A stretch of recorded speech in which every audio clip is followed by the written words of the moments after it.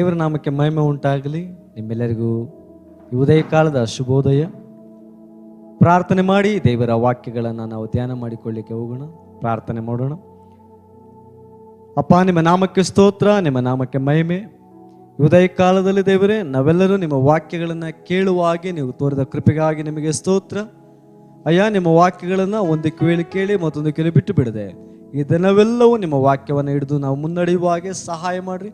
ಕೇಳುವಂಥ ಪ್ರತಿಯೊಬ್ಬ ಮಕ್ಕಳ ಮೇಲೆ ಆಶೀರ್ವಾದದ ನಿಧಿ ಸುರಿದು ಬರಲಿಕ್ಕೆ ಕರ್ತನೆ. ದೇವರೇ, ನೀವು ಪ್ರಾರ್ಥನೆ ಕೇಳಿದಕ್ಕಾಗಿ ಸ್ತೋತ್ರ ಸಲ್ಲಿಸ್ತಾ ಯೇಸುವಿನ ಮುದ್ದಾದ ನಾಮದಲ್ಲಿ ಬೇಡುತ್ತೇನೆ, ಜೋಳ ತಂದೆಯೇ, ಆಮೇನ್. ಕರ್ತನ ನಾಮಕ್ಕೆ ಸ್ತೋತ್ರವಾಗಲಿ. ನಾವು ದೇವರ ವಾಕ್ಯವನ್ನು ಕೇಳಿಸಿಕೊಳ್ಳಲಿಕ್ಕೆ ಹೋಗೋಣ. ಅರಣ್ಯಕಾಂಡ 14ನೇ ಅಧ್ಯಾಯ 28ನೇ ವಚನವನ್ನು ನಾವು ನೋಡುವಾಗ ದೇವರು ಇಲ್ಲಿ ಈ ರೀತಿಯಾಗಿ ಮಾತಾಡ್ತಾರೆ. ನನ್ನ ಜೀವದ ಮೇಲೆ ಆಣೆ, ನೀವು ಮನಸ್ಸಿನಲ್ಲಿ ಏನನ್ನು ಅಂದುಕೊಳ್ತೀರೋ ಅದನ್ನೇ ನಾನು ನಿಮಗೆ ಮಾಡ್ತೇನೆಂಬುದಾಗಿ ದೇವರು ಇಲ್ಲಿ ನುಡಿತಾ ಇರುವಂಥದ್ದನ್ನು ನೋಡ್ತವೆ. ಇಲ್ಲಿ ದೇವರು ತನ್ನ ಜೀವದ ಮೇಲೆ ಆಣೆಯನ್ನು ಇಡ್ತಾರೆ. ನಾವು ಸಹಜವಾಗಿ ಆಣೆ ಯಾರಿಡ್ತಾರೆ? ಮಕ್ಕಳು ಸ್ಕೂಲ್ಗೆ ಹೋಗುವಂಥ ಮಕ್ಕಳು ಇಡ್ತಾರೆ. ಅವ್ರು ಹೇಳ್ತಾರೆ, ನನ್ನ ತಾಯಿ ಆಣೆ. ಅವ್ರು ಹೇಳ್ತಾರೆ, ನಮ್ಮ ತಂದೆಯ ಮೇಲಾಣೆ. ಇನ್ನು ಕೆಲವರು ಹೇಳ್ತಾರೆ, ಭೂಮಿಯ ಮೇಲಾಣೆ, ನಮ್ಮ ಟೀಚರ್ ಮೇಲಾಣೆ, ನಮ್ಮ ಸ್ಕೂಲ್ ಮೇಲಾಣೆ. ಆಣೆ ಯಾಕೆ ಇಡ್ತಾರೆ ಅಂದರೆ, ಒಂದು ವೇಳೆ ನಾನು ಆಣೆಗೆ ತಪ್ಪಿದರೆ ಅವರು ಸತ್ತು ಹೋಗ್ತಾರೆ. ನನ್ನ ಆಣೆಗೆ ತಪ್ಪಿದ್ರೆ ನಮ್ಮ ತಾಯಿ ಸತ್ತು ಹೋಗಲ್ಲ, ಅದಕ್ಕೆ ತಾಯಿಯ ಮೇಲೆ ಆಣೆಯನ್ನು ಇಡ್ತಾರೆ. ತಂದೆಯ ಮೇಲೆ ಆಣೆಯನ್ನು ಇಡ್ತಾರೆ, ನಾನು ಒಂದು ವೇಳೆ ಈ ಮಾತಿಗೆ ತಪ್ಪಿದ್ರೆ ನನ್ನ ತಂದೆ ಸತ್ತು ಹೋಗಲಿ ಎಂಬುದಾಗಿ. ಇಲ್ಲಿ ದೇವರು ಸಹ ದೇವರ ವಾಕ್ಯದಲ್ಲಿ ನೋಡುವಾಗೆ, ನನ್ನ ಜೀವದ ಮೇಲೆ ಆಣೆ, ನೀವು ಮನಸ್ಸಲ್ಲಿ ಏನನ್ನು ಅಂದುಕೊಳ್ತೀರೋ ಅದನ್ನು ನಾನು ನಿಮಗೆ ಮಾಡ್ತೇನೆ ಎಂಬುದಾಗಿ. ಇದನ್ನ ದೇವರು ಯೆಹೋಶುವನಿಗೆ ಮಾಡ್ತಾರೆ. ಯೆರಿಕೋ ಕೋಟೆಯನ್ನು ಸುತ್ತುವಾಗ, ಯೆರಿಕೋ ಕೋಟೆಯನ್ನು ಸುತ್ತುವಾಗ ಅವರು ಏನು ಮಾತಾಡಬಾರ್ದಾಗಿತ್ತು, ಮೌನವಾಗಿರಬೇಕಾಗಿತ್ತು. ಯಾಕೆಂದರೆ ದೇವರು ಹೇಳ್ತಾ ಇರೋಂಥದ್ದು, ನಿನ್ನ ಮನಸ್ಸಿನಲ್ಲಿ ಏನು ಅಂದುಕೊಳ್ತದನ್ನು ನಾನು ಮಾಡ್ತಾನೆ. ಒಂದು ವೇಳೆ ಅವರು ಸುತ್ತುವಾಗ, ಒಂದು ವೇಳೆ ಅಯ್ಯೋ ಈ ಯೆರಿಕೋ ಕೋಟೆಯನ್ನು ಸುತ್ತಾ ಇದ್ದಾವೆ, ಬರೀ ಮಾತಲ್ಲಿ ನಾವು ಏನು ಅಂದ್ಕೊಳ್ಳದೆ ಮೌನವಾಗಿದ್ದು ಸುತ್ತಿದ್ರೆ ಇದು ನಿಜವಾಗಲೂ ಬಿದ್ದೋಗ್ಬಿಡ್ತದ ಅನ್ನುವಂಥ ಪ್ರಶ್ನೆ ಬಂದಿದ್ದರೆ ಬಹುಶಃ ಯೆರಿಕೋ ಕೋಟೆ ಬಿದ್ದೋಗ್ತಾ ಇರಲಿಲ್ವೇನೋ. ಇಲ್ಲಿ ದೇವರು ಹೇಳಿದಾಗೆ ಮಾಡುವಂಥದ್ದು ಬಹಳ ಪ್ರಾಮುಖ್ಯವಾದಂಥದ್ದು. ಅದಕ್ಕೆ ಅವರು ಮೌನವಾಗಿ ಯೆರಿಕೋ ಕೋಟೆಯನ್ನು ಸುತ್ತಾರೆ. ಅವ್ರ ಹೃದಯದಲ್ಲಿ ಯಾವ ಕೆಟ್ಟದ್ದನ್ನು ಆಲೋಚನೆ ಮಾಡೋದಿಲ್ಲ, ಒಳ್ಳೆಯದನ್ನು ಆಲೋಚನೆ ಮಾಡಿ ಸುತ್ತುವುದರಿಂದ 7 ದಿನ ಯೆರಿಕೋ ಕೋಟೆಯನ್ನು ಸುತ್ತಿ 7ನೇ ದಿನ ಯೆರಿಕೋ ಕೋಟೆ ಬಿದ್ದು ಹೋಗುವಂಥದ್ದನ್ನು ನಾವು ನೋಡ್ತೇವೆ. ಅದಕ್ಕೆ ನಿನ್ನ ಜೀವಿತದಲ್ಲಿ ದೇವರು ನಿನಗೆ ಆಣೆ ಮಾಡಿ ಹೇಳ್ತಾ ಇದ್ದಾರೆ, ನಿನ್ನ ಮನಸ್ಸಲ್ಲಿ ಏನು ಅಂದ್ಕೊಳ್ತೀಯೋ ಅದನ್ನು ನಾನು ನಿನಗೆ ಮಾಡ್ತಾನೆ. ನಿಮ್ಮ ಜೀವಿತದಲ್ಲಿ ಯಾವತ್ತೂ ಸಹ ನೀವು ಕೆಟ್ಟದ್ದನ್ನು ಆಲೋಚನೆ ಮಾಡಬೇಡ್ರಿ, ಕೆಟ್ಟದ್ದನ್ನು ನೀವು ನಿಜವಾಗಲೂ ನೆನೆಸಬೇಡ್ರಿ. ಯಾಕೆಂದರೆ ಕೆಟ್ಟದ್ದನ್ನು ನೀವು ನೆನಪು ಮಾಡ್ಕೊಳ್ತಾ ಹೋದರೆ ನಿಮ್ಮ ಜೀವಿತದಲ್ಲಿ ಕೆಟ್ಟದ್ದೇ ಸಂಭವಿಸ್ತದೆ.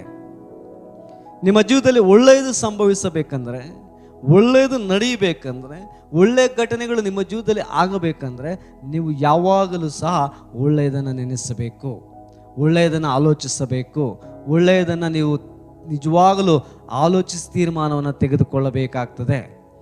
ನಾವು ಹಾಸ್ಪಿಟ್ಲಿಗೆ ಹೋದಾಗ ಡಾಕ್ಟ್ರ್ ಹೇಳ್ತಾರೆ, ಧೈರ್ಯವಾಗಿರ್ರಿ, ನಿಮಗೇನು ಆಗಲ್ಲ. ಒಂದು ವೇಳೆ ಭಯಪಟ್ಟು ಕೆಟ್ಟದ್ದನ್ನು ಆಲೋಚನೆ ಮಾಡಿದ್ರೆ ನಿಮ್ಮ ಬ್ಲಡ್ ಪ್ರೆಷರು ಮೇಲೆ ಹೋಗ್ಬೋದು, ಹೈ ಆಗ್ಬೋದು, ಇಲ್ಲ ಬ್ಲಡ್ ಪ್ರೆಷರು ಲೋ ಆಗ್ಬೋದು. ನಿಮ್ಮ ಟೆನ್ಷನಿಂದ ಅನೇಕ ಸಮಸ್ಯೆಗಳು ಉಂಟಾಗಬಹುದು. ಅದಕ್ಕೆ ಡಾಕ್ಟ್ರ್ ಹೇಳ್ತಾರೆ, ನೀವು ಯಾವಾಗಲೂ ಒಳ್ಳೆಯದನ್ನು ಆಲೋಚನೆ ಮಾಡಿರಿ, ಕೂಲಾಗಿರ್ರಿ. ಅದರ ಅರ್ಥ ಒಳ್ಳೆಯದನ್ನು ಆಲೋಚಿಸಿರಿ, ಕೆಟ್ಟದ್ದನ್ನು ಆಲೋಚನೆ ಮಾಡಬೇಡ್ರಿ. ಒಂದು ವೇಳೆ ನಿಮ್ಮ ಹೃದಯದಲ್ಲಿ ನೀವು ಆಲೋಚನೆ ಮಾಡದೇ ಇದ್ರೂ ಕೆಟ್ಟದ್ದು ಬರ್ತಾ ಇದೆಯಾ, ನೀವು ಅನ್ಕೊಳ್ರಿ, ಯೇಸು ಕ್ರಿಸ್ತನು ಈ ಕೆಟ್ಟದ್ದನ್ನು ಓಡಿಸೋದಕ್ಕೆ ಶಕ್ತನೆಂಬುದಾಗಿ ನೆನೆಸಿ ದೇವರ ವಾಕ್ಯವನ್ನು ನೆನಪು ಮಾಡಿಕೊಡ್ರಿ, ಯೆರಿಕೋ ಕೋಟೆಯನ್ನು ನೆನಪು ಮಾಡಿಕೊಳ್ರಿ. ನಾನು ನಿಮಗೆ ಹೇಳ್ತಾ ಇರೋಂಥ ವಿಚಾರ, ದೇವರು ನಮಗೆ ಕಲಿಸ್ತಾ ಇರುವಂಥ ವಿಚಾರ ಏನಂದರೆ, ನಮ್ಮ ಪ್ರತಿನಿತ್ಯದ ಕೆಲಸ ಮಾಡುವುದಕ್ಕೆ ತೀರ್ಮಾನಿಸಿದಾಗಲಿ, ದಿನದ ಪ್ರಾರಂಭದಲ್ಲಾಗಲಿ ನಾವು ಏನೇ ಮಾಡಬೇಕಾದ್ರೂ ಪಾಸಿಟಿವ್ ಆಗಿರಬೇಕು. ಪಾಸಿಟಿವ್ ಎನರ್ಜಿಯನ್ನು ನಾವು ತಗೊಳ್ಬೇಕು.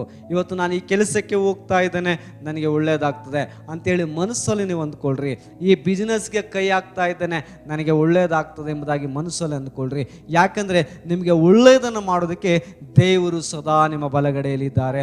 ದೇವರು ಹೇಳ್ತಾರೆ, ನಿನ್ನನ್ನು ಕಾಯುವುದಕ್ಕೆ ನಿನ್ನ ನೆರಳಾಗಿ ನಿನ್ನ ಬಲಗಡೆಯಲ್ಲಿ ನಾನು ಇರ್ತೇನೆ, ನಿನಗೆ ನೆರಳಾಗಿರ್ತೇನೆ ಎಂಬುದಾಗಿ. ಅದಕ್ಕೆ ನೀವು ಒಳ್ಳೆಯದನ್ನು ಆಲೋಚನೆ ಮಾಡಿ ಒಳ್ಳೆಯ ಮಾರ್ಗದಲ್ಲಿ ನೀವು ಹೋದರೆ, ಒಳ್ಳೆಯದನ್ನು ಆಲೋಚನೆ ಮಾಡಿ ಒಳ್ಳೆಯ ಸನ್ಮಾರ್ಗದಲ್ಲಿ ನೀವು ಜೀವಿಸಿದರೆ, ಕ್ರಿಸ್ತನಲ್ಲಿ ನೀವು ಜೀವಿಸಿದರೆ, ಕ್ರಿಸ್ತನು ನಿಮ್ಮ ಆಲೋಚನೆಯ ಪ್ರಕಾರವಾಗಿ ಒಳ್ಳೆಯದನ್ನೇ ನಿಮಗೆ ಮಾಡ್ತಾರೆ.